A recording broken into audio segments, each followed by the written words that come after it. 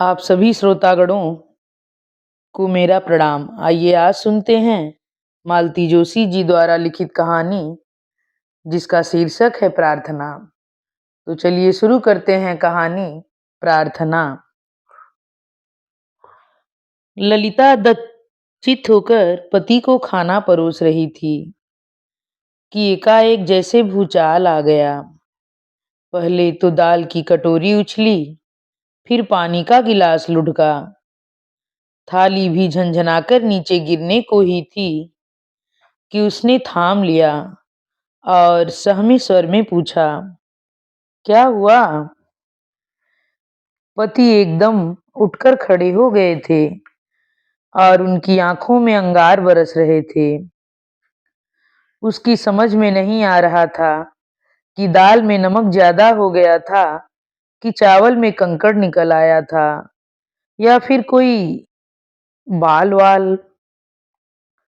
तभी उनकी गर्जना सुनाई दी, तुम्हें क्या लगता है खाना खिलाकर मुझ पर बहुत एहसान कर रही हो तुम? मैंने क्या किया है? आईने में शक्ल देखो अपनी, तब पता चलेगा। आदमी थका मादा घर आता है तो क्या ऐसी मनहूस शक्ल देखने के लिए? देखते ही सारी भूख प्यास गायब हो जाती है। तुम्ही लोगों के लिए 4 पैसे कमाने के लिए दिन भर दौड़ धूप करता हूँ और उसका ये सिला मिलता है। पति की गर्जन तर्जन सुनते हुए उसने बर्तन सिंक में रखे, टेबल साफ की, फर्श पर पोंछा लगाया। फिर हाथ पोंछते हुए विनम्र स्वर में पूछा, कुछ और बना दूं? कोई जरूरत नहीं है, कल से मैं होटल में खाकर आया करूंगा। यहाँ तो घर में पांव देने का मन नहीं होता है। कोई ऐसी खुशी की बात भी तो नहीं हुई है कि मैं चहकती रहूं। उसने दबे स्वर में ही सही पर दो टूक बात कह दी। बस उसी एक बात को लेकर बैठी हो, रात दिन 24 घंटे एक ही माला जप रही हो। आप भूल रहे हैं उस बात को? कोशिश तो कर ही सकता हूँ, पर तुम तो वह भी नहीं कर रही हो। आखिर चाहती क्या हो? मेरे चाहने से क्या होता है? पता तो चले कि आखिर चाहती क्या हो। क्या अपने भाई को पुलिस में दे दूं? उसका करियर चौपट कर दूं? अपने माँ बाप को दुख की खाई में ढकेल दूं? सारे खानदान के नाम पर कालिक पोत दूं? आखिर तुम चाहती क्या हो? वह कुछ नहीं बोली, चुपचाप सिसकती रही। उसके इस तरह रोने से गिरजाशंकर का पारा और चढ़ गया। और मान लो मेरे भाई को फांसी हो जाएगी तो उससे क्या तुम्हारी बिटिया फिर से पवित्र हो जाएगी? पति की बात कान में पड़ते ही ललिता का निःशब्द रुदन एकाएक थम गया। वह तनकर खड़ी हो गई और उसने तड़प कर कहा, आपने अभी क्या कहा, जरा फिर से कहिए। क्यों, तुम्हारे दिमाग के साथ साथ तुम्हारे कान भी सुन्न हो गए हैं क्या? न मेरा दिमाग सुन्न हुआ है, न मेरे कान सुन्न हुए हैं। मैं सिर्फ आपकी बात दोबारा सुनना चाहती हूँ। गिरजाशंकर थोड़े सकपकाए, पर पत्नी के सामने अपना संकोच जाहिर नहीं करना चाहते थे, इसलिए बोले, अगर मेरे भाई को काल कोठरी हो जाएगी तो तुम्हारी बेटी का पवित्र फिर से लौट आएगा क्या? मतलब आप ये मानते हैं कि मेरी बेटी अपवित्र हो गई है? अब वह नन्ही सी जान अपने तन मन पर घाव लिए गुमसुम सी कोठरी में बंद है। उसे डॉक्टर के पास जाने तक की इजाजत नहीं है और जिसने उसकी पवित्रता भंग की है, चाचा भतीजी के रिश्ते को कलंकित किया है, वह पाक साफ और निर्द्वंद घूम रहा है। अपने अनकिए अपराध की सजा मेरी बेटी भुगत रही है, जिंदगी भर भुगतती रहेगी। और वह उसे भी पछतावा है, घोर पछतावा है। यह मत सोचो कि उसे सजा नहीं मिली है। जूतों से पीटा है उसे मैंने, मार मार कर अधमरा कर दिया था। इंजीनियर लड़का चुपचाप पिटता रहा, कान पकड़कर माफी मांगता रहा। अब हो गई गलती, लड़कपन में हो जाती है कई बार, पर उसके लिए उसकी जिंदगी तो तबाह नहीं कर सकता न मैं।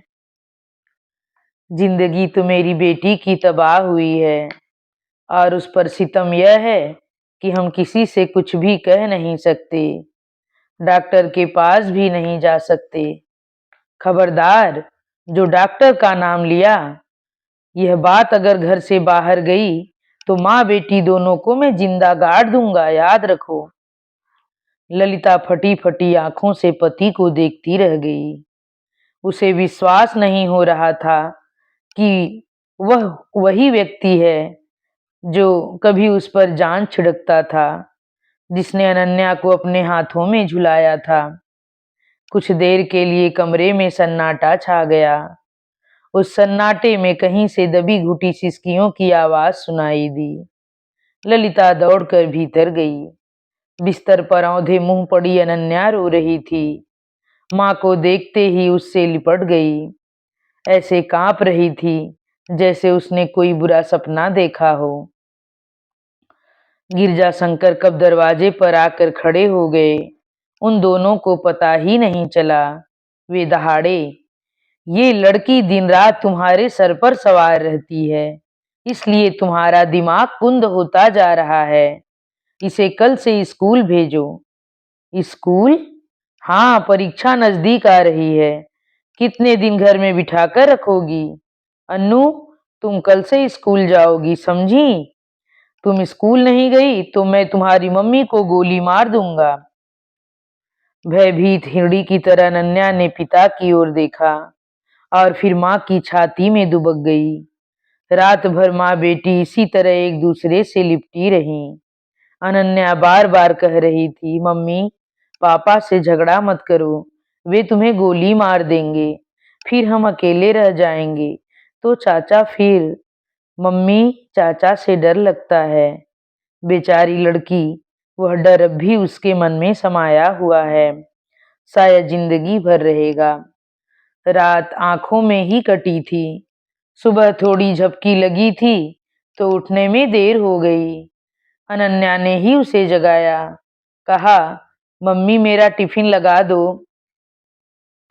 उसने आंख खोलकर देखा, अनन्या स्कूल यूनिफॉर्म पहनकर तैयार खड़ी थी। पिता की धमकी ने नन्ही बच्ची को डरा दिया था।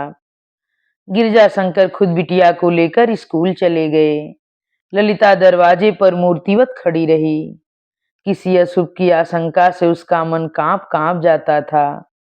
बार बार सोच रही थी, क्या उसे स्कूल भेजना ठीक था, पर मना करने का कोई सवाल ही नहीं था। पति लौटे तब भी वह दरवाजे पर ही खड़ी थी। वे बोले, अभी कुछ नाश्ता बना लो, मैं लंच के लिए घर आऊंगा, आते हुए अन्नू को ले आऊंगा। उसने यथावत नाश्ता बनाया, पति को खिलाया। डर भी रही थी कि इस तरह गुमसुम रहने पर फिर डांट पड़ेगी, पर शायद वे जल्दी में थे, कुछ नहीं बोले। वे निकलने को ही थे कि फोन घनघनाया। क्या? उन्होंने इतनी तेज आवाज में कहा कि वह कांप उठी। क्या हुआ? वे फोन पर ही बरस रहे थे। लापरवाही की भी हद होती है। जब उसकी क्लास ग्राउंड फ्लोर पर है तो वह छत पर गई कैसे? और गई तो किसी ने रोका क्यों नहीं? क्या हुआ? अनन्या छत से गिर गई है। क्या? वे लोग उसे अस्पताल ले गए हैं, जाकर देखता हूँ। मैं भी चलूंगी, उसने दबे स्वर में कहा। तुम वहां जाकर क्या करोगी? आप ही जाकर क्या कर लेंगे? जो कुछ करना है तो डॉक्टर को ही करना है, उसने साहस जुटाकर कहा। मेरी बेटी मरने के कगार पर है, मैं जरूर जाऊंगी, पर खबरदार जो वहां मुंह खोला। वह चुपचाप गाड़ी में जाकर बैठ गई। इस समय किसी तरह की बहसबाजी करने की उसकी मन स्थिति नहीं थी। दरवाजे में ताले वगैरह पति ने ही डाले।